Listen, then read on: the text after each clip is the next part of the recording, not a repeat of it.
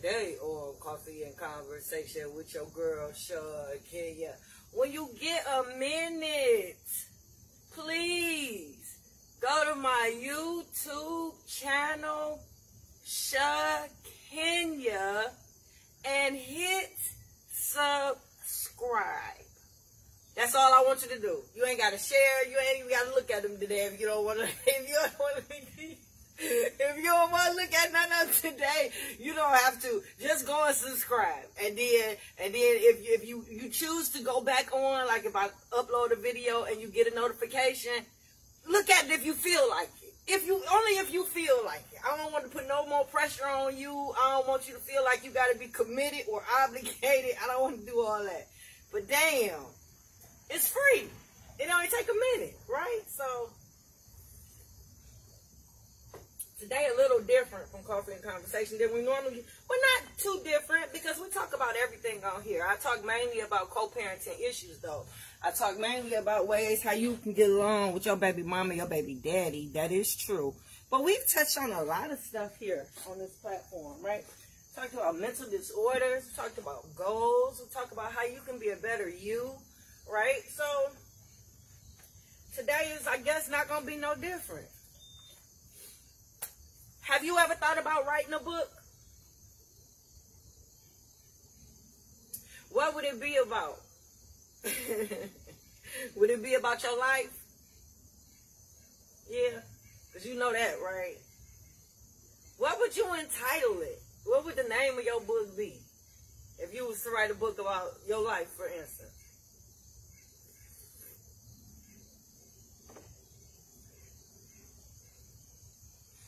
Do you think it'd be interesting? Do you think people will buy it and read it? Do you? Do you think it'd be on the top list, bestsellers list or something like that? Yeah, drink, yup. Would it be worth reading? You think? If you sit back and look at your life and the things that you've done and what you've been through, do you think it'd be worth reading? Yeah, I thought all those things before I wrote my book. Yep, I didn't think my life was interesting. I didn't think that people would buy it. Yep, I'm not on the bestsellers list, but people have bought the book, you know. So, yeah, it's a good read, I've been told. I had a couple grammar errors in there. I think I fixed some of them, but when somebody reached out to me and told me it was one in there, shit, I went and tried to fix it, you know. So, I don't know. I think it's a good read, though. I've actually wrote the second book. I haven't put it out yet, but it picks up where this one leaves off.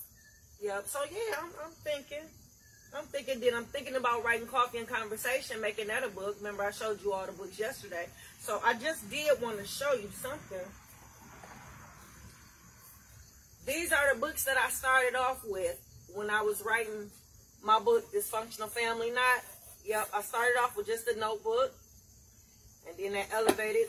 I got me another notebook. I bought this from one of my co-workers, and Trinessa, I think, was selling these books, Bible books. And, yep, I continued to write at work with this book. I bought this book. I thought it was so cute. I continued to write in this book. Yep.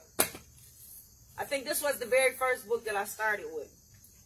Yep, I don't think it was that one. I think it was the Winnie the Pooh book. This was the very first book. In the year 2000. Wow, I think I started writing in this book. Keeping notes. Because a lot of the stuff that I use from these books is what I converted and put in the book. And this is crazy because this is a calendar from back in 99 or 2000. Yep, 99 and 2000. Because I used to write a lot of stuff in my calendars when I was, you know, so yeah, I went back and was able to go back to this and pull out some of the things on the exact dates when I put it in the book. I know. Yeah, it was a lot of work. It was a lot of work. So, yeah, wrote head full of people. Yeah, but to be honest with you, I never thought or looked at myself as being an author or a writer. Yeah, I just never thought. I still have problems with where to put the commas and stuff at in sentences and what. But you know what? Once I removed all those barriers and just got started, yeah, it was easy. it was easier than I thought, because you still got to keep in mind, it's actual people out here that get paid to edit and proof whatever it is that you write. So if it's not right, hey, T-Jack, I think that's T-Jack. You know, I can't see. How you doing, baby? Yeah, you know, it's people out there that will proof and read it and still bring your idea to life, and I had to learn that, right? Because that would have been a barrier for me, and that would have stopped me from actually writing my book. So, yeah, you can't let nothing stop you from doing it. And then a lot of people that I would talk to would say, you need to write a book. I never understood why they would say that, but we'd have a conversation, and I would say something, and they'd be like, damn, and then we'll talk about something else, and I might be able to say something, and then I might say something else and start another conversation, and then that's, they'd be like, you know what? You should write a book. Out the blue. And I never looked at myself as being that interested to write a book. Why would people want to read about me? My life is no different than a lot of your lives out there. My life parallels a lot of people's lives, right? Nothing no different. So, yeah. But I'm going to tell you something. If you got about 5 people telling you something or telling you the same thing, you might want to take heed to that. Yeah, it's a saying, everybody can't be wrong. But if you got like 5 people around you, people that got your ear, people that's in your circle, and they all telling you the same thing, whether it be for you to do something or whether it be something that you're doing that you might not realize that you're doing, and they getting tired of it, so they telling you. But yeah, if you get enough people telling you to do something, then it might be something to that. They might see something in you that you don't see in yourself, right? So yeah, you might want to listen to them, especially if they're in your circle. Because if they're in your circle, that means they handpicked for your garden, right? These are people that you know. These are people that you love. These are people that you trust. So why wouldn't you listen to them if they're telling you over and over again that this might be this and this might be that, and you should do this because you're good at it, right? So yeah, if somebody say some things to you, yeah, think about it. Yeah, that's their way of encouraging you to do something that might benefit you in the long run, right? So yep, I showed you my notebooks. And me getting started, to be honest with you, I just rode around my neighborhood, my old neighborhood. Got a little nostalgic, thinking about things, thinking about memories, seeing a couple people that I grew up with that still stay in the neighborhood. And I ended up parking in front of my old middle school, which was Jackson Middle School at the time, over there on, I think, Marlboro, right? So, it's McNear now. But yeah, Jackson Middle School. And I just started writing. I sat in front of school and started writing. And then from there on in, I just kept a notebook with me and just wrote whenever I felt the need, whenever I thought of something, whenever I thought of an old memory, whenever I would speak to someone, if I'm going to put them in the book, to get their permission, first of all, and to get the story straight as I can get, because it's about my life, but it's loosely around. But I tried to stick to facts as best I could. It's been a long time, So, yeah, I tried to stick best I could. Like I said, talk to everybody, got everybody's permission. Because to be honest with you, if you were in the book, if you know me, then chances are you know some of the characters, right? And you just know them, right? So I didn't want to embarrass anybody. I didn't want to put nobody's business out in the street that didn't, So I asked permission. Yep. And even after the project was finished, I allowed everybody to read it. And before I published it, I made sure everybody was comfortable, right? Because if anybody would have changed their mind at the last minute, I either would have altered it or I would have took it out, right? And if it was a situation where it was a lot of people that wasn't satisfied, I would have just scratched the project altogether, because my therapy came just writing it.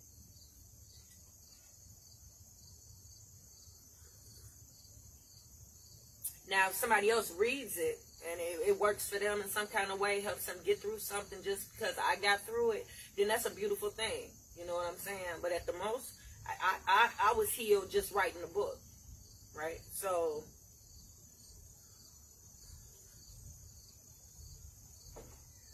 but I talk about a lot of stuff in the book. I talk about Jackson Middle School. I talk about Handstein Elementary. So if you went to Handstein Elementary with me, you might be mentioned in the book. If you was a teacher there, you might be mentioned in the book, right? If you was involved with any type of altercation or anything with me, you in the book, right? I talk about Finney High School, my days at Finney, right?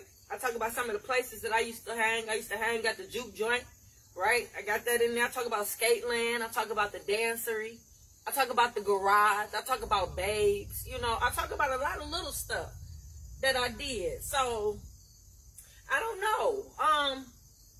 For my grandmother to have us in church, for me to have an auntie that stayed in school, for me to have an auntie that worked hard, another auntie out in another state doing welfare and stuff, and then to have my mama doing drugs. It was it was crazy, right?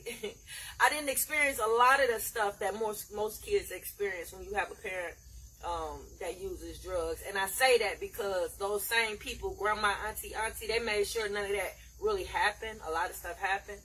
I couldn't escape the name calling though, and the people making jokes. Yeah, couldn't escape that. People that knew she smoked crack, and they make the typical jokes that you make about somebody. Back in our day, we used to call them crackheads. Today, we call them substance abuse users, right? But yeah, back in my day, we used to call them crackheads. And yeah, so the typical jokes that you would make about somebody that was a crackhead, yeah, they would. I caught them all, right? And it hurt sometimes. Some of them turn to physical altercations, but most of the time it's just we laugh about it, talk about each other's mama, and call it a day, right? And live to challenge another day, right? So I got good at capping. You know, when you got to defend yourself with your words because somebody talking about your mama and it's the truth, you know, you grow a tough skin, right? So I learned how to laugh at myself. Yeah, I don't take myself too seriously as a result of that. But yeah, I can't imagine a child that was that's growing up just with a parent that's a substance abuse user and they don't have a village, right? Because if I had to think if she was able to pay bills and take us shopping and buy us food and keep a roof over our head and keep a car, and I can't see it because she used drugs. Every nickel she got went towards alcohol or crack, right? So I couldn't see it.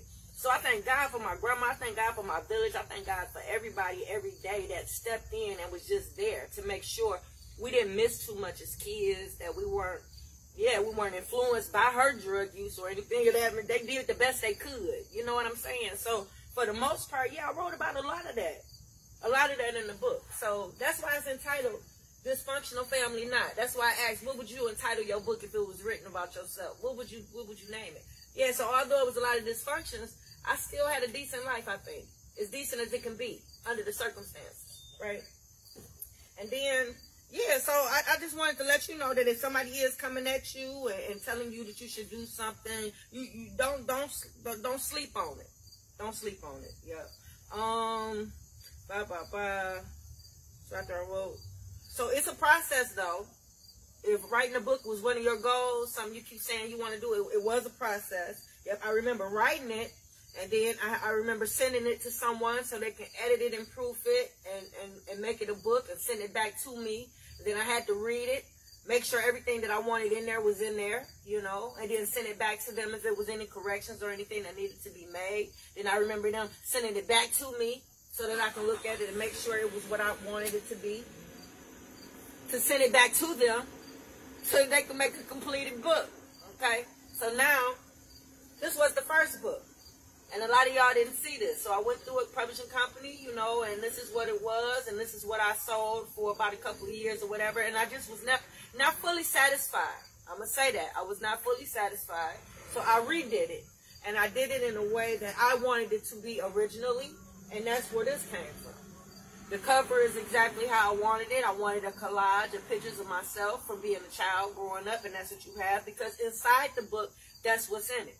The book is written as a child growing up, and then I have journal entries for some of the things that I was doing while I was writing the book. So you get a little taste of some of the things that I talk about here in the morning on Coffee and Conversation. Me and my husband was together at the time, but you can see some of the underlying abuse in some of the journal entries that I have in this book, right? You will see some of the things that I was going through with his mother, right? Because when I laugh and joke with you guys and I try to illustrate or demonstrate or draw a picture of what that looked like when we were married, I give y'all examples so that you can follow. Some of y'all watch Everybody Loves Raymond. Well, if you look at Raymond's relationship with his mother, that would give you an idea, right? If you watch that Steve Harvey movie and you think about Michael and Candace's relationship and his mother, that will put you in the idea of what that relationship looked like, right? Just by reading my book.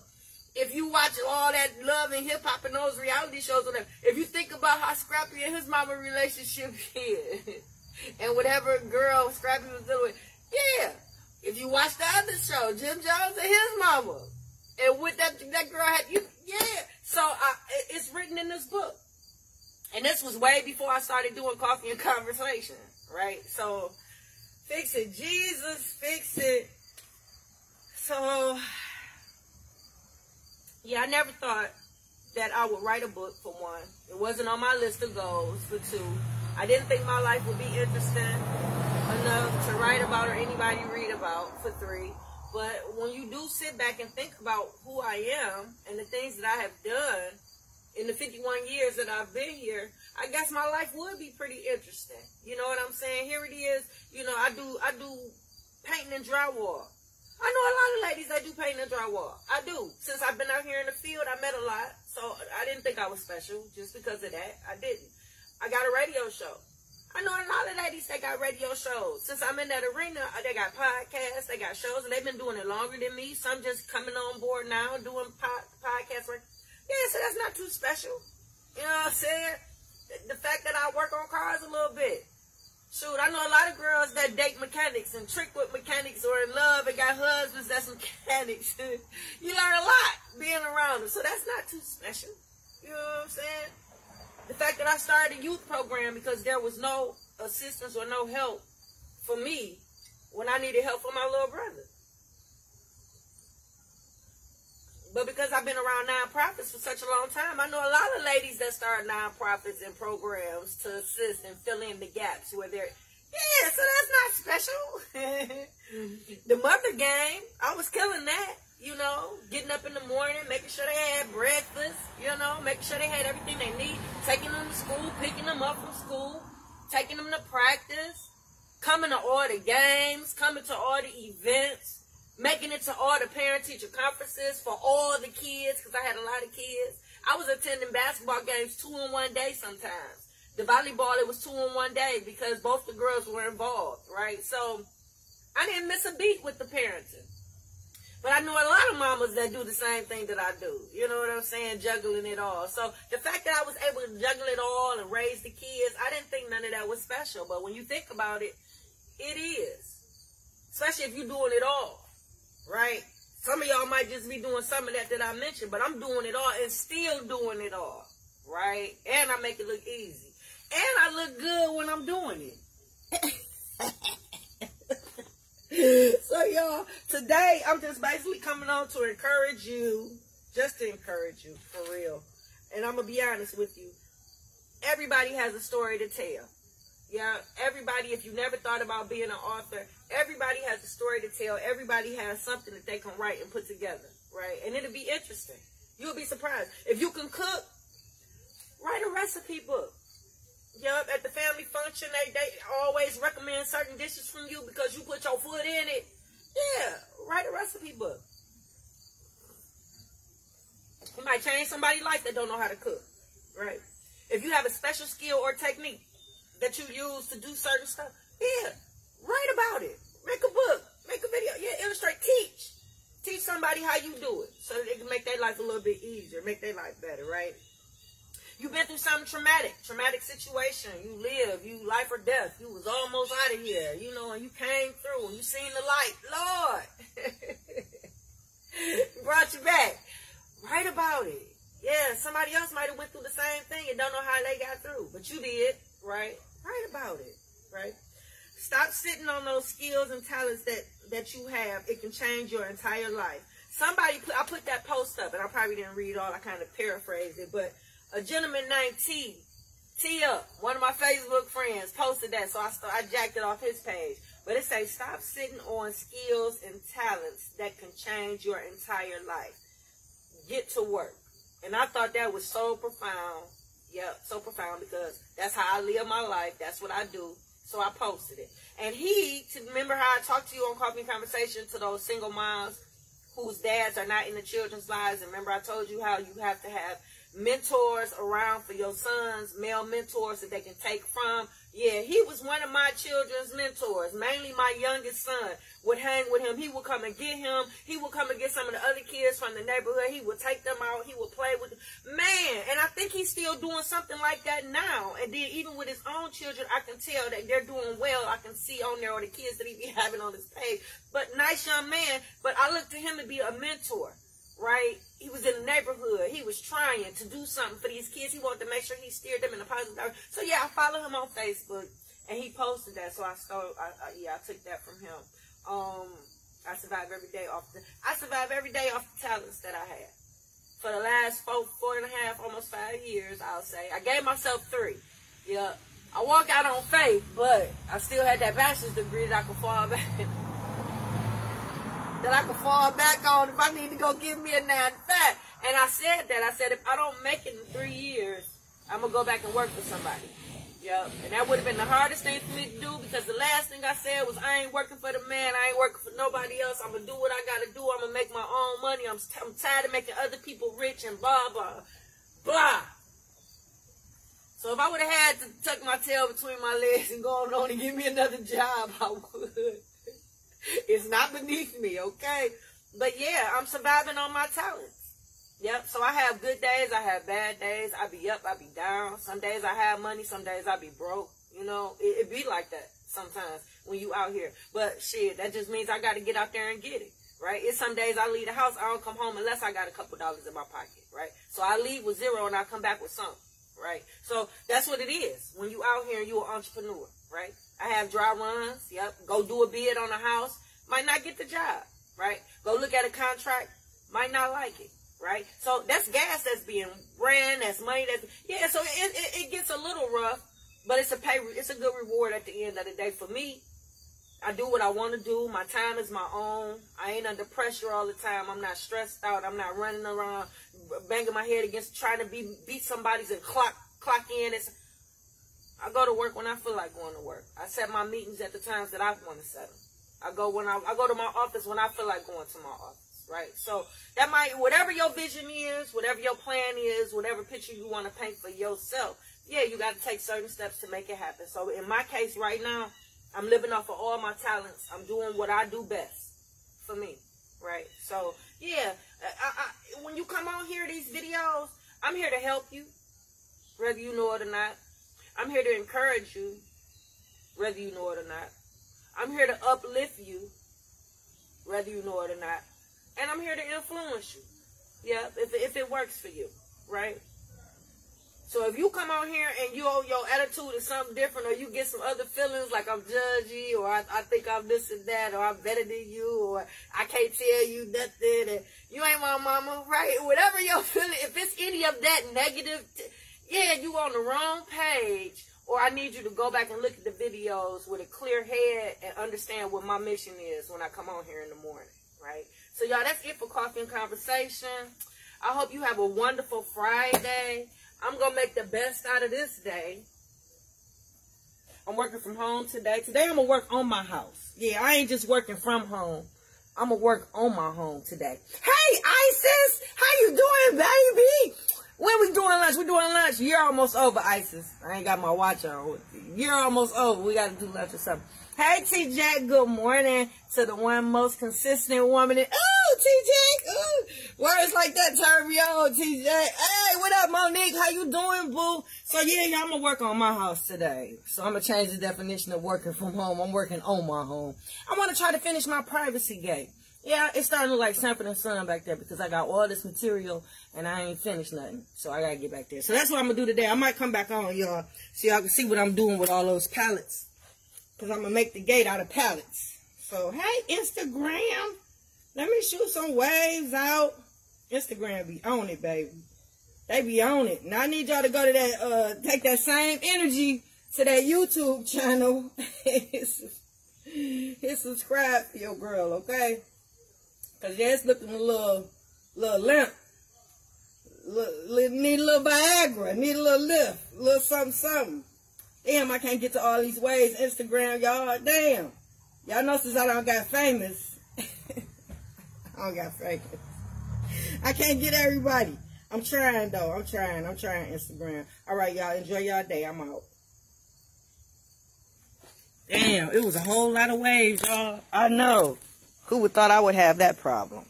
I'm out.